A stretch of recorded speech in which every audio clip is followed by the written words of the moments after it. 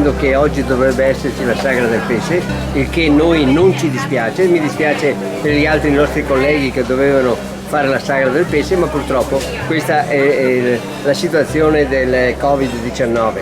Adesso in questo momento noi operiamo, tutti sono d'accordo di adoperare la mascherina, perciò la regolarità è eccezionale, su questo siamo d'accordo tutti. E oltre a Chioggia, nelle altre località che voi siete presenti? Noi facciamo Mestre e tutte le altre località, tutti adoperano la mascherina.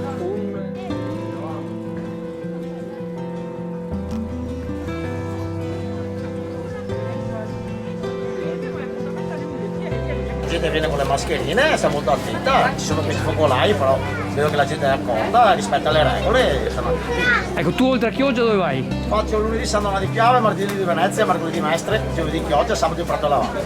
Tutti quanti con la mascherina, vedo che anche la gente ha percepito che bisogna stare un po' attenti.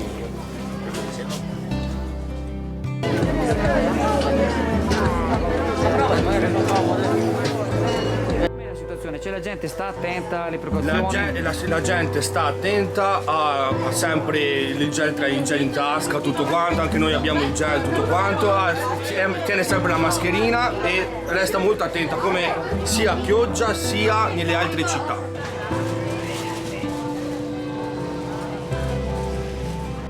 Sono molto felice che questa mattina al mercato vedo tutti con la mascherina, questo è indicativo di una grande civiltà nei confronti di Chioggia Forever, evviva!